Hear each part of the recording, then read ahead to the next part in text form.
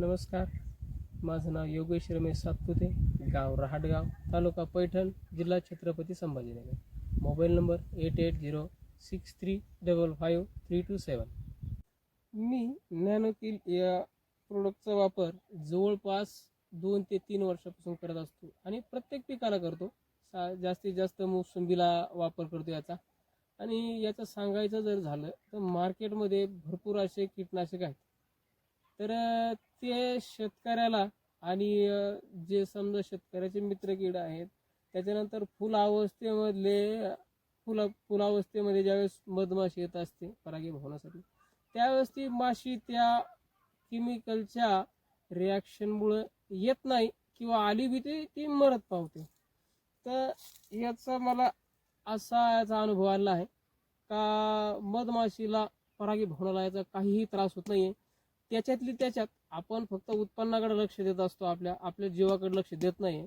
शेतकऱ्याची मोठी भूलचूक आहे. शेतकऱ्याने हे लक्ष दिलं पाहिजे, आपण जे प्रोडक्ट वापरतो याचा आपल्या जीवालाही काही धोका नसला पाहिजे. आणि जे निसर्गामध्ये आपण जे पिकवतो, जे मार्केटमध्ये विकतो, हे समाजाला देताना एक चांगलं उत्पन्न तुम्ही द्यायला हवं. तर माझा एक विषय आहे का याचा वापर जर केला शेतकऱ्यानं तर तुमच्या जीवालाही धोका कमी होईल. त्याच्यानंतर आपल्याला जर जगायचं जर ठरलं तर आपल्याला आपल्या पिकावरती मधमाशी बसणं हे आवश्यक आहे. जर मधमाशी संपली तर आपण संपतो. तर तुम्ही याच्याकडे लक्ष दिलं पाहिजे. प्रत्येक प्रोडक्ट वापरताना ना त्याची चौकशी केली पाहिजे आणि हे मित्रकिडीला काही अपायकारक ठरणार नाही याचाही तुम्ही अभ्यास केला पाहिजे.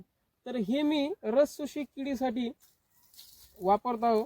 तर प्रत्येक किडीवरती हे प्रादुर्भाव पण वापर होतो याचा. आणि त्याच्यानंतर पानालाही चकाकी वगैरे व्यवस्थित यायची.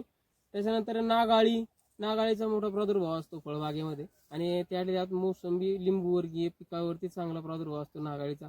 ज्यावेळेस ज्यावेळेस झाडं फुटायच्या अवस्थेमध्ये असतात त्यावेळेस एकदम नाजूक झाडाची अवस्था असते. त्यावेळेस नवीन कळी म्हणा किंवा नवीन पान म्हणा, ज्यावेळेस नवीन पाली फुटते त्यावेळेस एकदम नाजूक असते बघा ती. त्यावेळेस आळीचा, कीटकनाशकाचा, रस शोषकाचा किडीचा चांगला जास्त प्रादुर्भाव होत असतो. त्यावेळेला जर वापर केलायचा तर योग्य आहे आणि चांगला रिझल्ट थ्रिप्स, मावा आणि नागाळीमध्ये भरपूर प्रमाणात आलेला आहे. दुसरे मी केमिकल वापरून बघितले पण याच्यासारखा मला रिझल्ट आलेला नाही. तर शेतकऱ्याला माझी एक विनंती आहे, आवाहन आहे की शेतकऱ्यानं हे प्रोडक्ट कमीत कमी एकदा तरी वापरून बघा.